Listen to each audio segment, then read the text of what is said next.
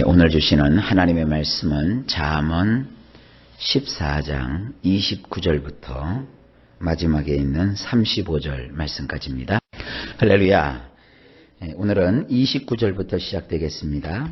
29절 말씀을 보면 노하기를 더디하는 자는 크게 명철하여도 마음이 조급한 자는 어리석음을 나타내느니라. 원문은 이렇습니다. 화내는 것을 오래도록 지체하는 자는 굉장히 신중한 자이지만 숨이 짧은 사람은 어리석음을 더 높이느니라. 자, 여기 보면 이 화내는 거, 어제도 그 표현이 나왔는데요. 원문 그대로 표현하기가 제가 조금 그래서 저 역시도 화내는 것이라고 표현을 했는데, 원문에는 이 화낸다는 것은요, 이 코라고 돼 있어요. 코. 우리 코가 씩씩거리면서 코에서 막 바람이 막 나오는 거예요. 화가 나서 씩씩거린다 그러잖아요. 이제 그런 것을 뜻하는 겁니다. 그런데 그렇게 씩씩거리는 것을 아주 오랜 시간 동안 참는 거예요. 씩씩거려야 되는데 씩씩거리지 않고 오랫동안 참을 줄 아는 사람은 뭐냐? 굉장히 신중한 사람이래요. 그런데 여기 숨이 짧은 사람, 우리 성경에는 마음이 조급한 자 이렇게 표현을 했는데 아주 짧은 자, 이 숨을 우리는 이렇게 내쉬고 들이마시고 그러잖아요. 그래서 숨을 쉰다는 것은 일종의 어떤 감성에 관한 얘기입니다. 시브리 말로 이 숨을 루아흐라고 하는데, 이걸 다른 말로 이제 하나님께 붙이면 이거 성령이라고 표현을 하기도 하죠. 좌우지간 이 숨이라고 하는 것, 이 호흡입니다. 이 호흡이 짧은 사람, 원래 그 숨 쉬는 게 여의치 않아서 짧다 그런 게 아니라 이게 막 그 성격이 거친 사람, 기질상 참지 못하는 사람, 막 조급한 사람, 이런 사람은 그 속에 뭐가 드러나느냐? 어리석음이 드러나는데, 여기서는 이게 드러난다고 되어 있지 않고 원문에는 그 어리석음을 높인다 그렇게 있어요. 어리석음을 높인다. 세상에 높일 게 없어서 어리석음을 높이겠습니까? 그런데 이 사람이 성격이 급하면 지혜하고는 멉니다. 그래서 지혜를 얻고자 하는 자는 말씀대로 하면 그 급한 성격부터 누그러뜨려야 돼요. 한 템포 조금 참고 조금 이렇게 여유를 가지고, 이런 사람은 지혜롭고 신중해지지만 그냥 막 이런 사람들이 있잖아요. 참지 못하고 뭐 요만한 얘기 들어도 막 하고 성질부터 부리고, 이런 것은 어리석음이 드높아지는 겁니다. 우리가 신중한 사람이 되어야 하나님께서 주시는 그 지혜를 얻을 수 있습니다. 30절입니다. 평온한 마음은 육신의 생명이나 시기는 뼈를 썩게 하느니라. 이 원문은 이렇게 되어 있습니다. 몸뚱이가 편안한 사람들은 속사람이 건강한 자이지만 뼈들이 썩는 사람은 질투의 열성인 자이니라. 이 속사람이요, 이렇게 건강한 사람, 그 마음이 건강한 사람이 있잖아요. 생각하는 게 건강하고 말하는 게 건강하고. 대개 이 속사람이 건강한 사람은요, 외부에서 어떤 충격이 와도 그거를 속에서 잘 완충을 시켜요. 그래서 저 사람이 저렇구나, 상황이 이렇구나, 이렇게 판별하고 분별을 잘하기 때문에 어지간해서는 그 사람이 막 화를 내거나 속에 막 원한을 품거나 그러질 않습니다. 그러니까 속이 편안하니까 그 다음에 몸뚱이가 편안해지는 거예요. 그래서 행복은 이 몸에서 오는 게 아니라 이 마음에서 오는 겁니다. 주님께서는 우리의 마음에 평안함을 주시는 거예요. 그렇게 되면 우리의 몸뚱이도 편안해져요. 그런데 뼈들이 썩는 사람이 있어요. 이 뼈가 썩는가? 조금 새벽에 하기엔 좀 그런 얘기지만, 공동묘지에 가보면 제일 안 썩는 게 뼈예요. 근데 이 제일 안 썩는 뼈까지 썩으니, 뼈가 썩을 정도면 뭐 나머지는 말할 것도 없죠. 그런 표현이에요. 이 뼛속까지 썩는 사람은 누구냐면 이 질투의 열성인 사람. 이 질투라고 하는 건 뭐냐면 시샘하는 거예요. 그리고 또 다른 뜻은요, 성내는 거예요. 이 성내는 거하고 질투하고 시샘하는 거하고 같은 뜻입니다. 같은 말이에요. 그래서 이 마음에 막 성을 내고 질투를 하고 막 시샘하면 그것도 적당히 해야지 막 여기에 열심을 가지면 뭐가 썩는다? 뼈가 썩는 거예요. 그러니까 성경은 굉장히 자세하게 우리에게 말씀하는 겁니다. 자, 여러분에게 축복합니다. 먼저 여러분 속사람을 건강하게 유지하십시오. 그러면 몸뚱아리 전체가 편안해질 겁니다.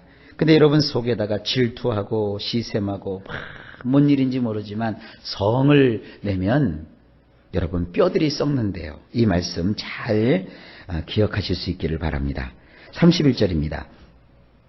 가난한 사람을 학대하는 자는 그를 지으신 이를 멸시하는 자요, 궁핍한 사람을 불쌍히 여기는 자는 주를 공경하는 자니라. 원문이 이렇습니다. 나약한 사람을 갈취하는 자는 그를 만드신 분을 모독하는 것이지만 그분을 영화롭게 해드리는 자는 궁핍한 자에게 호의를 베푸는 자니라. 여기 지금 나약한 사람, 또 궁핍한 사람, 이것은요 나를 기준으로 보시면 돼요. 나보다 약한 사람, 나보다 못한 사람, 나보다 가난한 사람, 나보다 못 배운 사람, 나보다 여러 가지 면에서 뒤떨어지는 사람, 여러분 그런 사람들을 어떻게 대하십니까?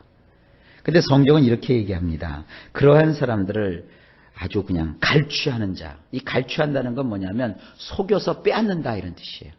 그들을 막 속이고, 이거를 세상 말로는 후려친다 그러죠.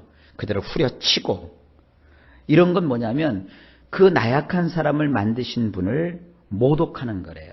하나님은 강한 자만 짓지 않으셨어요. 약한 자도 지으셨어요. 하나님은 잘난 자만 만드시지 않으셨어요. 잘난 사람에 비해서 못난 그 사람도 하나님이 만드신 거예요.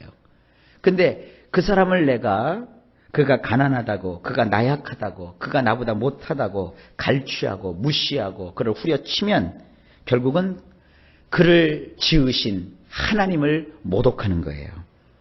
하지만 그 가난하고 궁핍하고 나보다 못한 사람에게 호의를 베푸는 사람, 그를 배려해주고 그를 위해주고 그를 사랑해주면 결국은 하나님을 영화롭게 해드리는 거래요. 자, 이것이 지혜입니다. 이 31절 말씀도 우리가 인생을 살아가면서 좌우명으로 삼아야 될 그런 말씀입니다. 32절입니다. 악인은 그의 환난에 엎드러져도 의인은 그의 죽음에도 소망이 있느니라. 원문이 이렇습니다. 불행한 일을 당하면 범죄자는 내동댕이 쳐지지만 의로운 자는 죽을 지경에서도 피난처를 발견하느니라. 이 범법을 행하는 자들은요, 자기들이 잘나고 자기들이 아주 그 힘이 있을 때 모든 걸 다 가질 것 같지만 인생이라는 게 어떤 때는 행복하지만 어떤 때는 불행하지 않습니까? 행복과 불행이 계속 반복되는 게 우리가 살아가는 인생입니다. 그런데 불행한 시절이 오면 이 범죄자는요 내동댕이 쳐져요. 범죄자가 힘이 있고 권력이 있을 때는 사람들이 그 밑에서 그냥 숙이고 때를 기다려요. 그러다가 막상 그 범죄자가 힘을 잃고 별별일 없게 되면 사람들이 그 사람을 아예 인간 취급도 하지 않고 내동댕이 쳐버려요. 역시 하나님도 마찬가지십니다. 이 범죄자에게는 하나님께서 불행한 시절을 꼭 만나게 해주시고 그를 하나님께서 인생에 내동댕이 쳐지는 그런 경험 속으로 들어가게 하시는 거예요. 하지만 의롭게 사는 사람, 올곧게 사는 사람, 그 사람은 심지어 죽을 처지가 되어도 또 죽을 지경이 되어도 그곳에서 피난처를 발견할 수 있게 한대요. 그래서 이 피난처를 발견할 수 있다는 말이 한 단어예요. 이것은 뭐냐면 다른 뜻은 이런 뜻이 있습니다. 하나님을 신뢰할 만한 사람이 된다, 이런 뜻이 있어요. 그래서 의로운 사람은 죽을 지경에 이르러도 하나님을 신뢰할 만한 그런 일이 그에게 주어지는 거예요. 그래서 의로운 사람은 하나님이 함께 하시기 때문에 어떤 위기에 있어도 그를 건져내시는 거예요. 그러니까 이 의롭게 사는 것이 얼마나 중요한지 볼 수 있습니다. 33절입니다. 지혜는 명철한 자의 마음에 머물거니와 미련한 자의 속에 있는 것은 나타나느니라. 원문이 이렇습니다. 신중한 사람의 마음에는 지혜가 자리를 잡지만 미련한 자들의 속 중심은 알려지게 되느니라. 자, 신중한 사람은요 자기 자신이 잘 드러나질 않아요.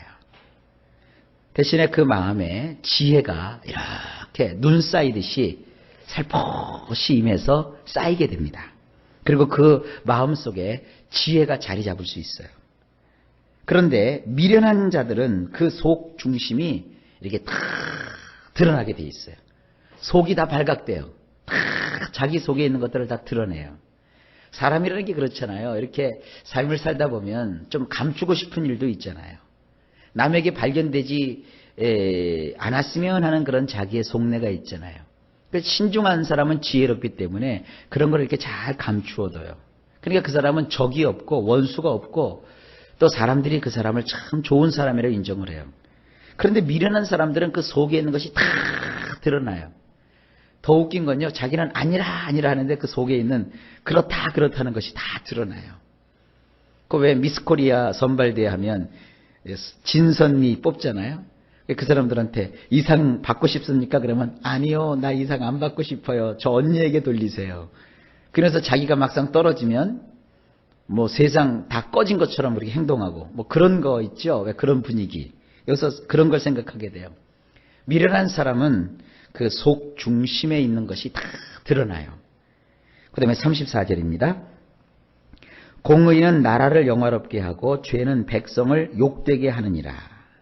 원문이 이렇습니다. 의로움은 나라를 고상하게 하지만 죄는 백성들의 체면을 손상시키느니라. 좌우지간 의로움이라고 하는 것은요, 한 나라도 이렇게 높여줘요. 그러나 죄라고 하는 것은 백성들의 체면을 손상시키는 법이라 했어요. 그러니까 우리도 마찬가지입니다. 우리가 의롭게 살면 사람이 고상해져요.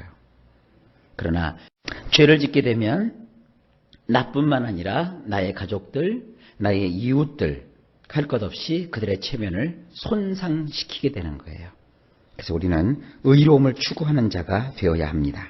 마지막으로 35절입니다.